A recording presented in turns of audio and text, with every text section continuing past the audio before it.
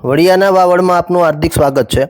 વડિયાથી અમરેલી જતા રોડ પર ડોક્ટર ભીમરાવ આંબેડકર ચોકની પાસે આવેલી આ ગોલાઈ હાલ બની છે અકસ્માત સંભવ ક્ષેત્ર। આમ તો આ રોડ નેશનલ હાઈવેની અંદર આવે છે, ત્યારે ભૂતકાળની અંદર ચોમાસાની ઋતુ દરમિયાન અહીંથી પાણી વહેતું હોવાથી સ્થાનિક પત્રકારો દ્વારા નેશનલ હાઈવે ઓથોરિટીને રજૂઆત કરવામાં આવી હતી, સાથે સમાચાર પણ પ્રસિદ્ધ કરવામાં આવ્યા હતા। ત્યારબાદ અહીં અકસ્માત રોકવા માટે એક દિવાલ બનાવવામાં આવી હતી। કોઈ કારણોસર આ દિવાલ હાલ તૂટી ચૂકી છે અને તેને કારણે બાજુમાં રહેલી ગટર અને પાણીના નિકાલનું જે નાલું છે તેની અંદર બે સામા વાહનો જ્યારે પસાર થાય ત્યારે એક મોટું વાહન હોય તો આ જગ્યા અકસ્માત સંભવ ક્ષેત્ર સમાન બની ચૂકી છે। જ્યારે મોટા વાહનો પસાર થતા હોય ત્યારે પણ આ વાહનો આ ખાડાની અંદર ખાપકવાની પૂરી શક્યતાઓ રહેલી છે। ત્યારે ભવિષ્યની અંદર કોઈ અકસ્માત સર્જાય તે પહેલા આ સમસ્યાનું નિરાકરણ લાવવું જરૂરી છે।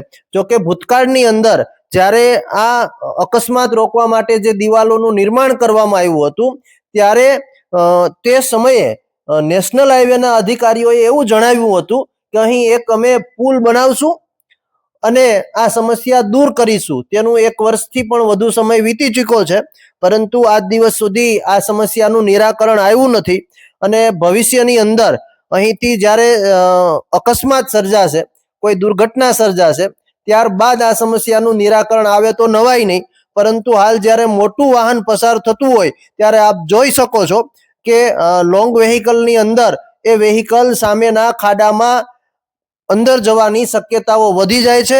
જ્યારે બે વાહનો મોટા સામસામે આ રોડ ઉપરથી પસાર થઈ શકતા નથી, ત્યારે એક નાનું અને એક મોટું વાહન પસાર થતું હોય ત્યારે નાનું વાહન ખાડામાં ખાબકવાની શક્યતા સંપૂર્ણ વધી જાય છે। ત્યારે વહેલી તકે નેશનલ હાઈવે ઓથોરિટીએ આ બાબતે જાગી અને અકસ્માત સર્જાય તે પહેલા કાર્યવાહી કરવી જરૂરી બને છે।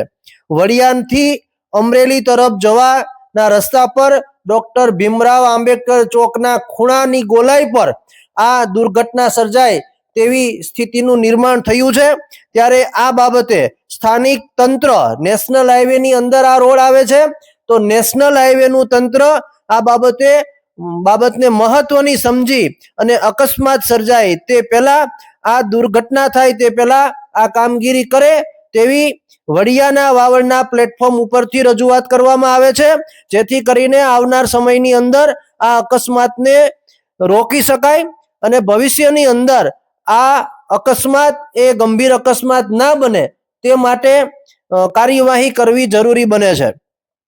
નેશનલ હાઈવે ઓથોરિટીને વડિયાના વાવડના પ્લેટફોર્મ પરથી અમરેલી તરફ જવાના રસ્તા ઉપર ભૂતકાળમાં જે અકસ્માત ન થાય તે માટે દિવાલ બનાવવામાં આવી હતી તે તૂટી ચૂકી છે, તો ફરી નિર્માણ કરવા માટે વિનંતી કરવામાં આવે છે।